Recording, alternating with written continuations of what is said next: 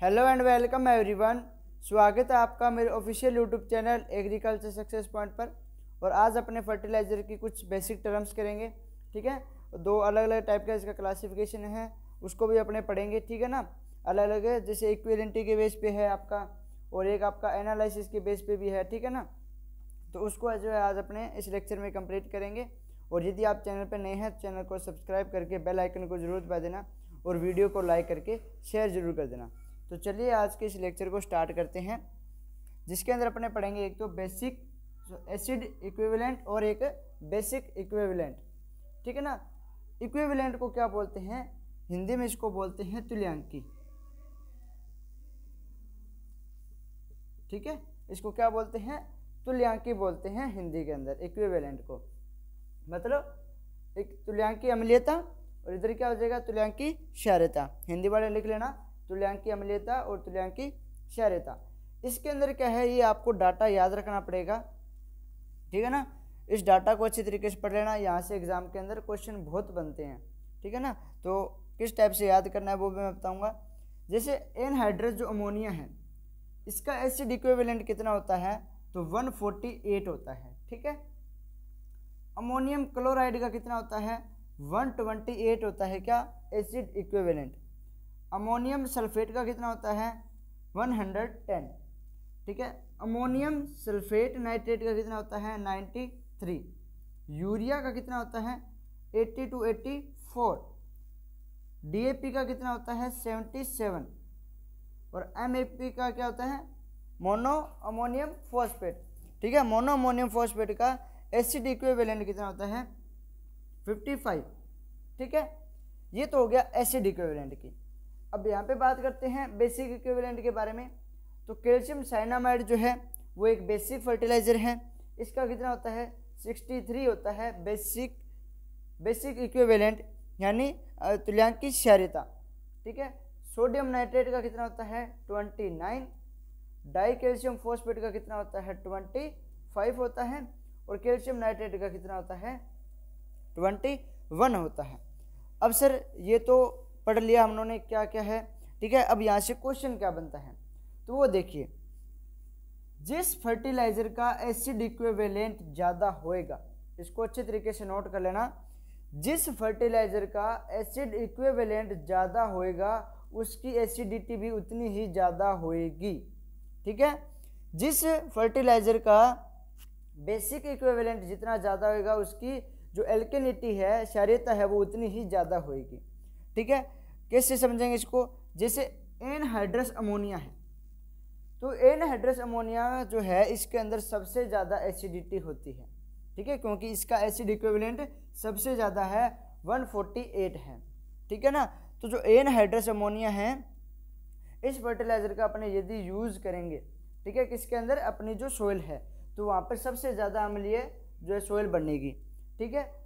Ammonium chloride का उससे कम होता है, अमोनियम सल्फेट की उससे भी कम एसिडिटी होती है, और यूरिया की तो अमोनियम सल्फेट नाइट्रेट से भी कम होती है। तभी ज़्यादातर किसान आपने देखा होगा इस यूरिया का उपयोग करते हैं, ठीक है, यूरिया और डीएपी का, ठीक है ना। अपना जो राजस्थान है वहाँ पर ज़्यादातर डीएपी और यूरिया का सबसे ज़्यादा उपयोग किया जाता है, ठीक है। तो अब आपको यहाँ पे क्या याद रखना है कि जिस फर्टिलाइजर की एसिड इक्विवेलेंटी जितनी ज़्यादा होगी उसका वो क्या होएगा, एसिडिटी भी उतनी ही ज़्यादा होएगी, ठीक है। तो इस पॉइंट को अच्छे तरीके से नोट करके लिख लीजिए। और एग्जाम के अंदर सबसे ज़्यादा क्वेश्चन आया हुआ है, वो आया हुआ है अमोनियम सल्फेट का, ठीक है। स्टार मार्क करके इसको नोट कर लीजिए कि जो अमोनियम सल्फेट है इसका एसिड इक्विवेलेंट कितना होता है, तो 110 होता है। क्वेश्चन क्या आता है, what is acid equivalent of ammonium sulphate, ठीक है। What is basic equivalent of sodium nitrate. तो ये आपको डाटा याद करना होगा, ठीक है। डाटा को कैसे याद करते हैं ये भी मैंने आपको बता रखा है, मेरे गाइडेंस सेशन पे जाइए, वहाँ पर आपको सारी डिटेल मिल जाएगी, किस टाइप से पढ़ें किस टाइप से नहीं, ठीक है ना। आपको कितना पढ़ना चाहिए दिन के अंदर, तो वो सारा आपको उस गाइडेंस सेशन के अंदर मैंने बताया था, उसका लिंक आपको डिस्क्रिप्शन में मिल जाएगा, ठीक है। और जिन बच्चों ने वो गाइडेंस सेशन देखा है तो उनको पता भी है कि किस टाइप से इस डाटा को याद करना है, ठीक है ना। तो इस डाटा को अच्छे तरीके से याद कर लीजिएगा कि एसिड इक्विवेलेंट और बेसिक इक्विवेलेंट जो है उसका मतलब क्या है। एक तो हिंदी में इसको क्या बोलते हैं, तुल्यांकी अम्लीयता, इसको बोलते हैं तुल्यांकी क्षारीयता। यहाँ से क्वेश्चन क्या बनेगा कि किसका एसिड इक्विवेलेंट कितना होता है और बेसिक इक्विवेलेंट कितना होता है, ठीक है ना। जैसे यूरिया का 80 से 84 होता है, ठीक है ना। मेन इंपॉर्टेंट नोट कर लेना, ठीक है। वैसे तो सारे याद करने हैं, लेकिन मेन कौन सा, एक अमोनियम सल्फेट हो गया। सबसे ज़्यादा किसका होता है ये भी पूछा जा सकता है, एनहाइड्रस अमोनिया का होता है। सबसे कम किसका होता है तो मोनो अमोनियम फॉस्फेट का होता है। इससे बेसिक इक्विवेलेंट सबसे ज़्यादा किसका होता है, कैल्शियम साइनामाइड का होता है। सबसे कम किसका होता है, कैल्शियम नाइट्रेट का होता है, ठीक है ना। इसीलिए मैंने इसको सीक्वेंस से लिखा है, ठीक है, ऊपर से कम कम कम होते आ रहे हैं, ठीक है ना।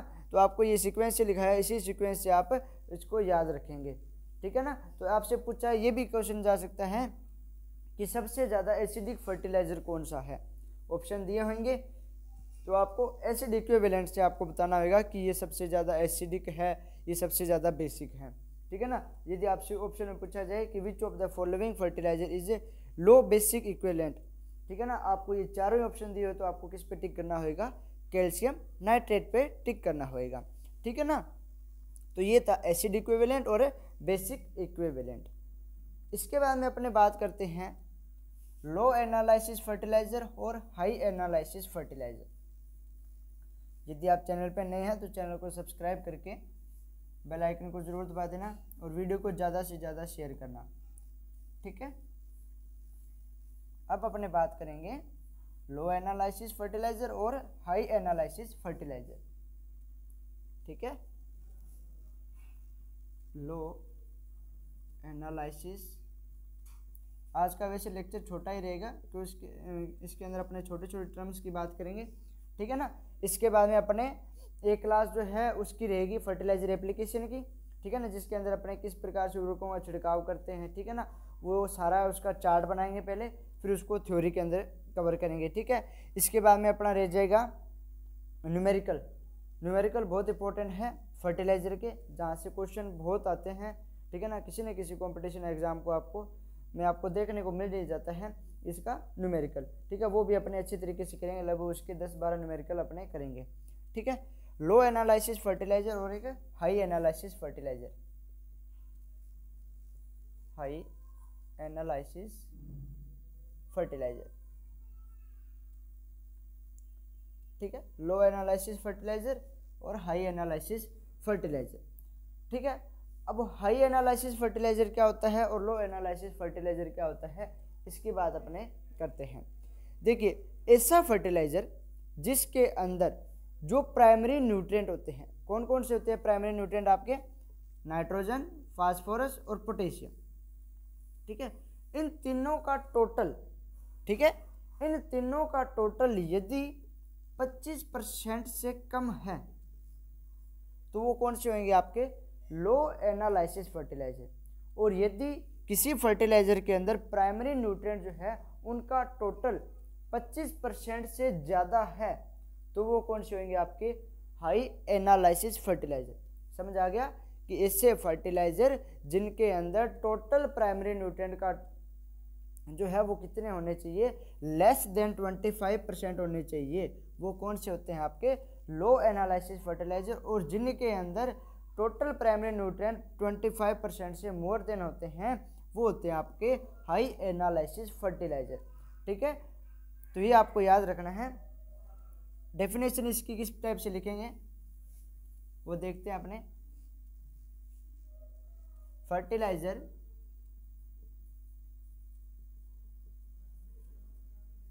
which having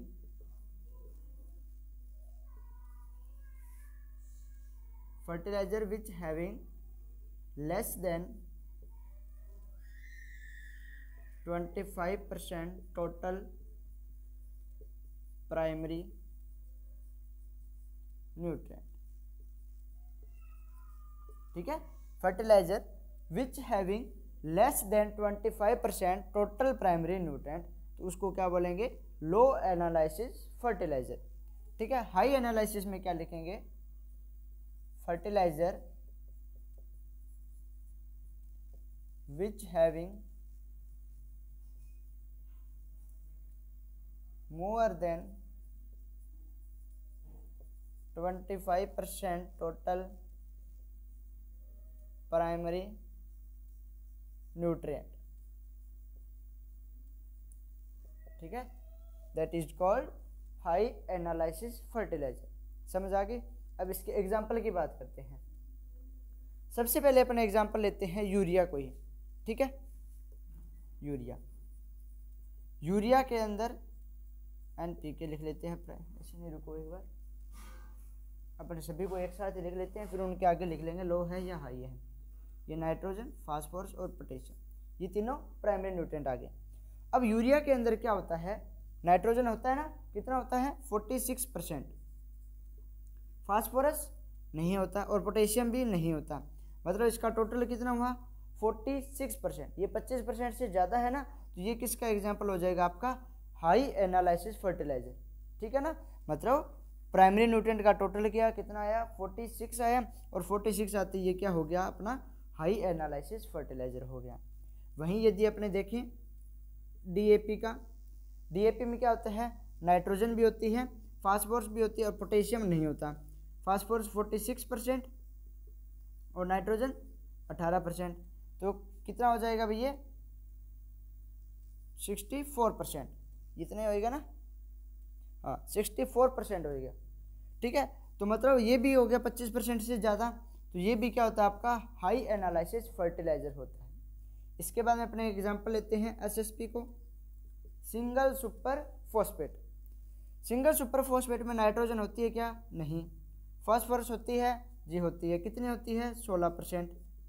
पोटेशियम होता है नहीं, तो इसका टोटल कितना हो गया 16%। ये 25% से कम है, तो ये क्या हो जाएगा अपना लो एनालिसिस फर्टिलाइजर। इनमें जो एग्जाम्पल है उनको अच्छे तरीके से समझ लेना, क्योंकि जो चीज़ अपने को एग्जाम्पल से समझ आ सकती है वो थ्योरी से कभी नहीं आती, ठीक है ना।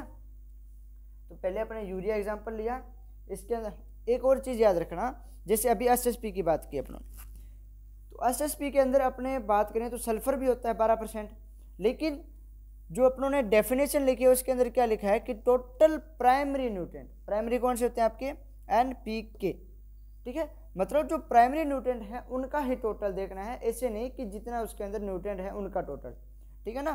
तो इस चीज़ को दिमाग में बैठा लेना एक बार कि सिर्फ प्राइमरी न्यूट्रिएंट का ही टोटल देखना है, ना कि सारे न्यूट्रिएंट का, ठीक है।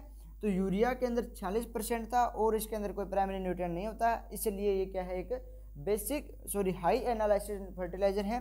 DAP के अंदर टोटल कितना बना 64 बना, तो ये भी क्या एक हाई एनालिसिस फर्टिलाइजर है।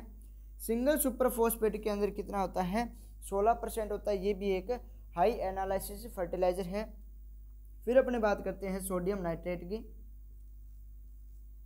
सोडियम नाइट्रेट में नाइट्रोजन कितनी होती है, तो 16% होती है। फॉस्फोरस होता नहीं, पोटेशियम भी होता नहीं, टोटल कितना आ गया 16%, तो ये भी क्या आ गया आपका एक लो एनालिसिस फर्टिलाइजर आ गया। नाइट्रोजन फर्टिलाइजर पढ़े थे, उसमें क्या क्या पढ़ा था अपनों ने, एक तो सोडियम नाइट्रेट, जो नाइट्रेट नाइट्रोजन फर्टिलाइजर थे उसमें एक तो अपनों ने सोडियम नाइट्रेट पढ़ा था, एक अपनों ने इसके अंदर एग्जाम्पल लिखा था कैल्शियम नाइट्रेट। अब कैल्शियम नाइट्रेट में कितना होता है 15.5% जो है नाइट्रोजन होती है। फास्फोरस पोटेशियम नहीं होता, कैल्शियम होता है, लेकिन कैल्शियम की यहाँ बात अपनों ने करनी ही नहीं है।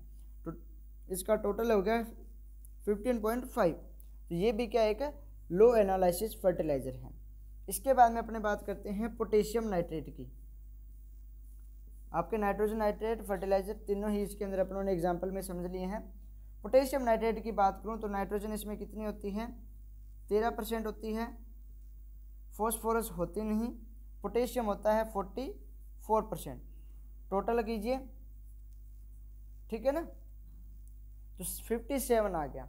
अब 57 आ गया मतलब ये 25 से ज़्यादा है, तो ये क्या हो जाएगा आपका हाई एनालिसिस फर्टिलाइजर होएगा, ठीक है। तो आपको एग्जाम्पल से अच्छी तरीके से समझ आ गया होगा कि हाई एनालिसिस फर्टिलाइजर क्या होते हैं और लो एनालिसिस फर्टिलाइजर क्या होते हैं। लो एनालिसिस वो होते हैं जिनमें टोटल प्राइमरी न्यूट्रिएंट है उनका टोटल जो है वो कितना आना चाहिए 25% से कम, और हाई एनालिसिस में क्या आएगा जो प्राइमरी न्यूट्रिएंट है उनका टोटल 25% से ज़्यादा आना चाहिए। एग्जाम्पल को आप इसी टाइप से नोट करना चाहते हैं तो इसी टाइप से कर लीजिएगा।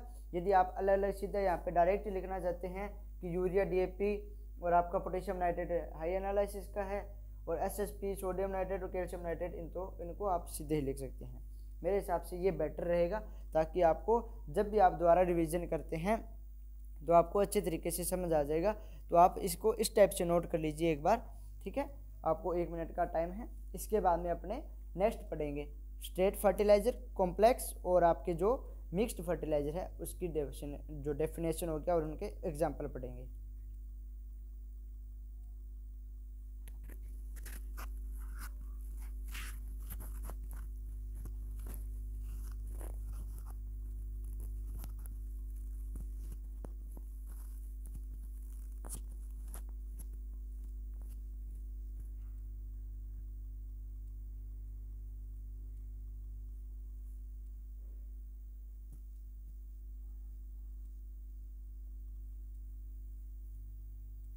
कर लिया नोट? आई होप कि आप लोगों ने नोट कर लिया होगा, और ज़्यादा से ज़्यादा एग्रीकल्चर कम्युनिटी को इस प्लेटफॉर्म से जोड़ना, ताकि सभी को अच्छे से अच्छा कंटेंट मिल सके सोइल साइंस का। और जो स्टूडेंट्स BSc कर रहे हैं और वो भी मेरी क्लासें ले रहे हैं थ्योरी के लिए और कंपटीशन एग्ज़ाम के लिए, तो उनके लिए एक खुशखबरी है कि लगभग आपका जनवरी या फरवरी के अंदर मैं जो है कॉलेज के हिसाब से क्लासेस स्टार्ट करने वाला हूं। मतलब जैसे आपके फर्स्ट ईयर के अंदर सोइल साइंस लगती है तो उसके सारे टॉपिक कराऊंगा, ताकि आपको जब आप फर्स्ट ईयर के एग्ज़ाम देने जाओ या सेकंड ईयर या थर्ड ईयर में जब जहाँ पर भी आपकी सोइल साइंस लगती है तो उसका आपको बेनिफिट मिले इन क्लासेस का, ठीक है। थ्योरी मतलब कुछ कॉलेज जैसे प्राइवेट कॉलेज होते हैं तो वहाँ पर स्टूडेंट्स जो है क्लासेस नहीं ले पाते हैं, तो वो क्या करते हैं लास्ट में यूट्यूब पे देखा कि हाँ ये होता है इस टॉपिक के बारे में, वो लिख के आते हैं, ठीक है ना। तो ये चीज़ है वो अपने लगभग जनवरी या फरवरी के अंदर स्टार्ट करेंगे, ठीक है ना। तो अब अपने पढ़ते हैं straight fertiliser.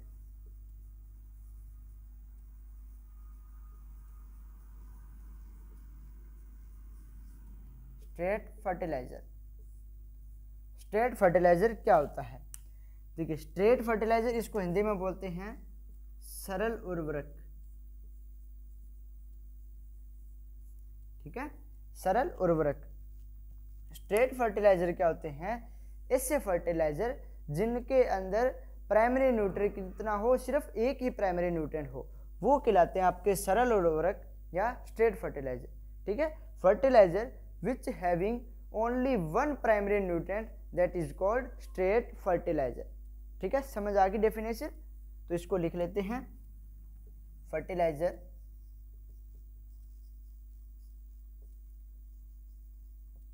which having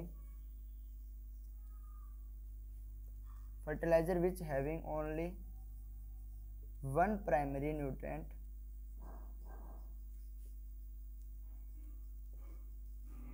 that is called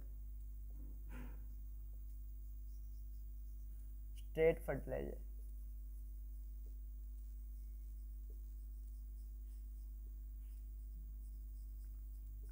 ठीक है। हिंदी में डेफिनेशन क्या बनेगी? ऐसे उर्वरक जिनमें केवल एक ही प्राथमिक पोषक तत्व हो तो वो उर्वरक सरल उर्वरक कहलाते हैं, ठीक है ना। मतलब उसके अंदर कोई भी हो, जरूरी नहीं है कि नाइट्रोजन होना चाहिए, जरूरी नहीं है कि फास्फोरस हो, जरूरी नहीं है कि पोटेशियम हो, तीनों में से कोई भी एक जो है प्राइमरी न्यूट्रिएंट उसके अंदर अवेलेबल है तो वो आपका स्ट्रेट फर्टिलाइजर कहलाएगा। सिर्फ एक होना चाहिए।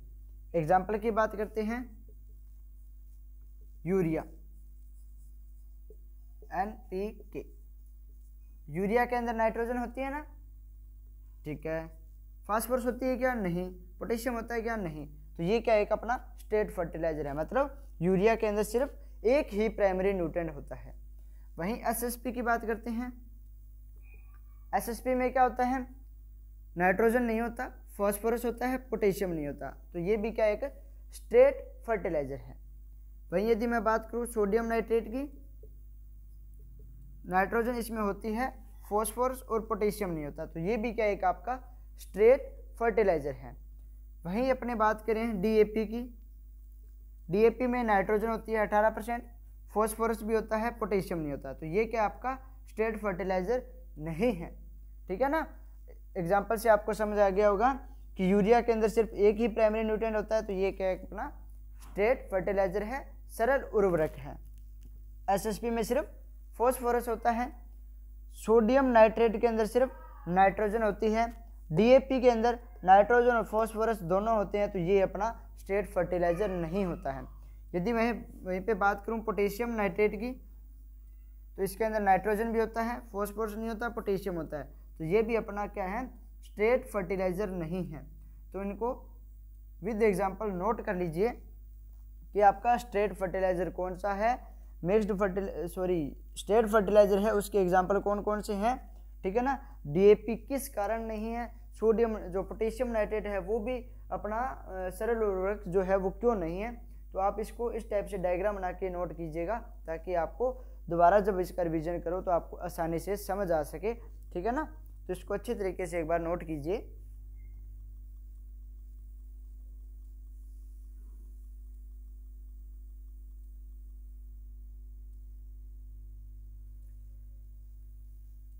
ठीक है, अब अपने पढ़ते हैं आगे कॉम्प्लेक्स फर्टिलाइजर।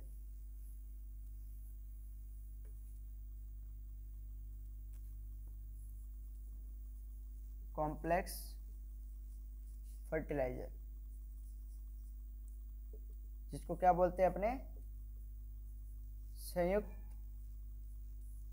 उर्वरक। हिंदी में क्या बोला जाता है, संयुक्त उर्वरक, कॉम्प्लेक्स फर्टिलाइजर। कॉम्प्लेक्स फर्टिलाइजर क्या होते हैं, कॉम्प्लेक्स फर्टिलाइजर होते हैं कि जिनके अंदर दो या दो से ज़्यादा प्राइमरी न्यूट्रिएंट जो है वो प्रेजेंट हो, तो उसको बोलते हैं अपने कॉम्प्लेक्स फर्टिलाइजर, ठीक है ना। कौन से होते हैं, कॉम्प्लेक्स को ही बोलते हैं क्या, संयुक्त या मिक्स्ड को बोलते हैं, कॉम्प्लेक्स को ही बोलते हैं ना। आपका मिक्स्ड, एक बार इसको मेरे को कंफ्यूजन है भाई, इसको मिटा लीजिए, ठीक है ना। अपने एक बार इंग्लिश में देखते हैं, ठीक है ना। कॉम्प्लेक्स फर्टिलाइजर, शायद आपका जो मिक्स्ड फर्टिलाइजर होता है उसको बोलते हैं संयुक्त उर्वरक, है ना। क्योंकि हिंदी और इंग्लिश में कंफ्यूज हो जाते हैं, तभी मैं इन जो नेम वगैरह होते हैं ना किसी भी फर्टिलाइजर का, उसको मैं इंग्लिश में याद रखता हूँ ताकि आपने कभी भी कंफ्यूजन ना हो।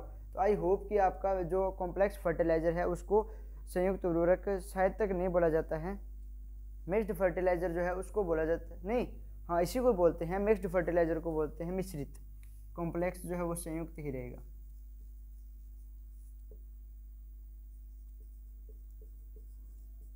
ठीक है, कॉम्प्लेक्स फर्टिलाइजर, कॉम्प्लेक्स फर्टिलाइजर क्या होते हैं, ऐसे फर्टिलाइजर जिनके अंदर क्या है दो या दो से ज़्यादा प्राइमरी न्यूट्रिएंट हो, ठीक है ना, तो उसको बोलते हैं अपने कॉम्प्लेक्स फर्टिलाइजर। ठीक है, तो इसकी डेफिनेशन क्या होगी, fertiliser which having 2 or more than 2 fertilizer which having 2 or more than 2 primary nutrient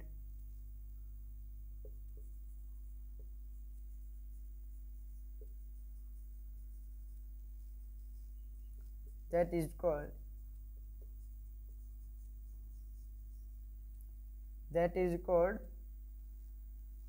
complex fertilizer. ठीक है, CF।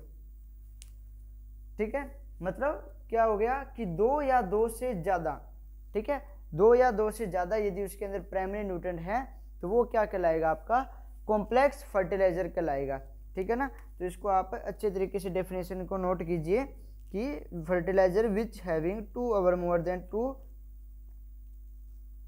Primary nutrient that is called complex fertilizer. ठीक है, मतलब इसके अंदर क्या है कि जो आपके प्राइमरी न्यूट्रिएंट होते हैं वो कितने होने चाहिए, दो या दो से ज़्यादा। दो से ज़्यादा मतलब 2 या 3, ठीक है ना, क्योंकि प्राइमरी न्यूट्रिएंट कितने होते हैं भाई, 3 होते हैं। ठीक है, 2 या 2 से ज़्यादा का मतलब हो गया 2 या 3 जो है वो प्राइमरी न्यूट्रिएंट हो तो वो आपका क्या कहलाता है, कॉम्प्लेक्स फर्टिलाइजर कहलाता है। एग्जाम्पल से इसको अच्छे तरीके से समझते हैं। एग्जाम्पल लेते हैं अपने DAP का। DAP के अंदर नाइट्रोजन, होती है, फॉस्फोरस होता है, पोटेशियम नहीं होता। तो ये आपका क्या हो जाएगा, कॉम्प्लेक्स फर्टिलाइजर हो जाएगा। मतलब इसके अंदर क्या है, आपके दो जो है प्राइमरी न्यूट्रिएंट आए हैं। वहीं अपने बात करते हैं अमोनियम फॉस्फेट की।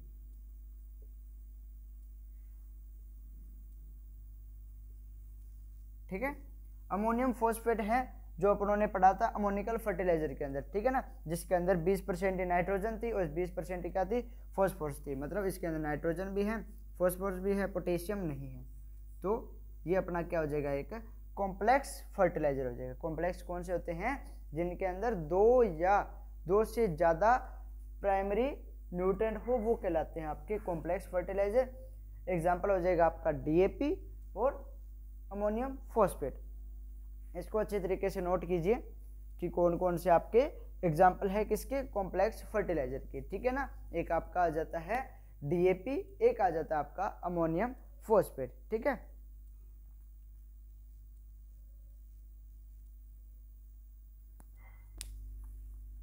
ये है आपका कॉम्प्लेक्स फर्टिलाइजर। इसके बाद में एक और आता है मिक्स्ड फर्टिलाइजर।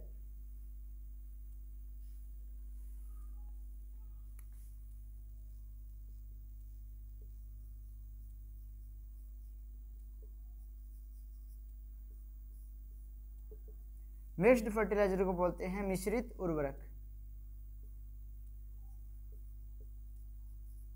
ठीक है, मिक्स्ड फर्टिलाइजर को क्या बोलते हैं, मिश्रित उर्वरक बोलते हैं।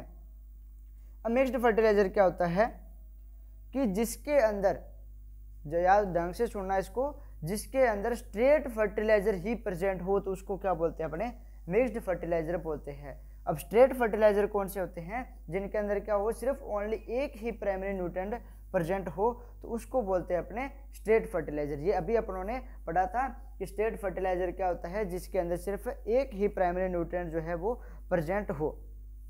ठीक है ना, तो इसकी डेफिनेशन जो बनेगी वो यही बनेगी कि आपका जो है दो या दो से ज़्यादा, क्योंकि यदि मैं यहाँ पे लिख दूंगा एक होना चाहिए, ठीक है ना, स्ट्रेट फर्टिलाइजर एक होना चाहिए, तो स्ट्रेट फर्टिलाइजर में भी तो क्या होता है, सिर्फ एक प्राइमरी न्यूट्रिएंट होता है। मिक्स्ड में भी क्या हो जाएगा, फिर एक ही न्यूट्रिएंट हो जाएगा। तो इसीलिए इसकी जो डेफिनेशन बनेगी वो यही बनेगी कि जिसके अंदर दो या दो से ज़्यादा क्या हो, आपके स्ट्रेट फर्टिलाइजर हो, उनको यदि मिक्स कर दिया जाता है तो आपका बन जाता है मिश्रित उर्वरक, मिक्स्ड फर्टिलाइजर। ठीक है, डेफिनेशन क्या लिखेंगे, mixing of 2 or more than 2 mixing of 2 or more than 2 straight fertilizer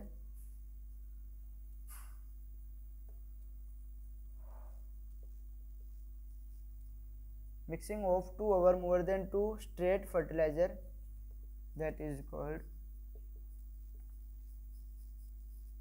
mixed fertilizer.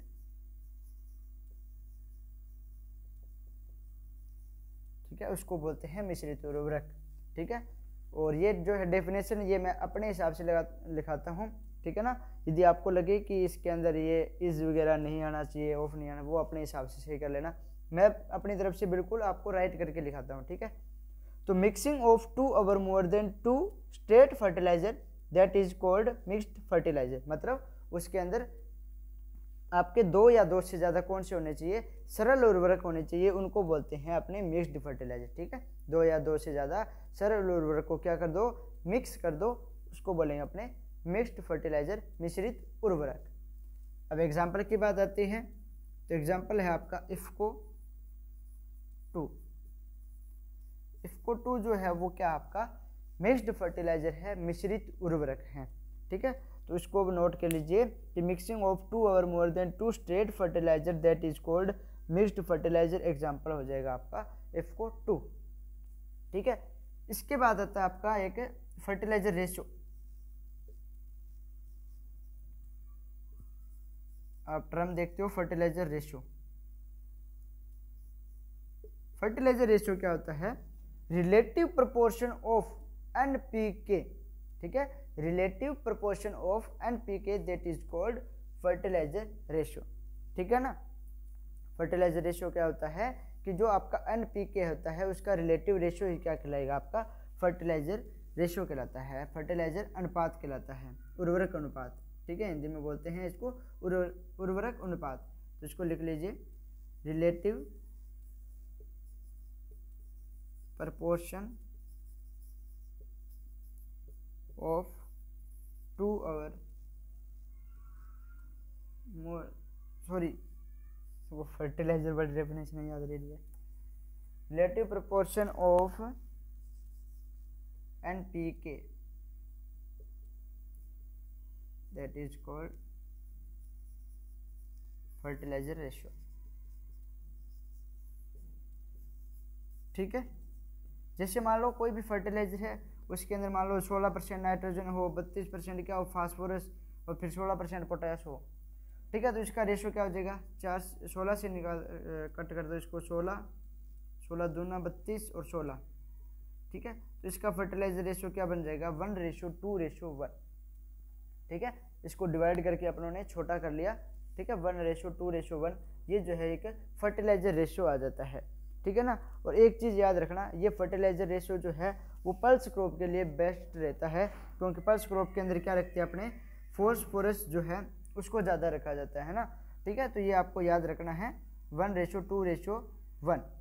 ठीक है, ये आपका अपना लेक्चर था जिसके अंदर अपनों ने mixed fertilizer, state fertilizer, fertilizer ratio, और अपनों ने क्या पढ़ा आज, कॉम्प्लेक्स फर्टिलाइजर हो गया, और अपनों ने पढ़ा आज low analysis fertiliser, high analysis fertiliser, acid equivalent, basic equivalent. ठीक है ना।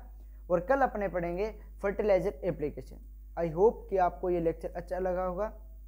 चैनल पे नए हैं तो चैनल को सब्सक्राइब करके बेल आइकन को जरूर दबाना, और ज़्यादा से ज़्यादा एग्रीकल्चर कम्युनिटी को इस प्लेटफॉर्म से जोड़िएगा। वीडियो अच्छी लगी हो तो कमेंट सेक्शन में ज़रूर बताना। Thank you. जय हिंद, जय भारत।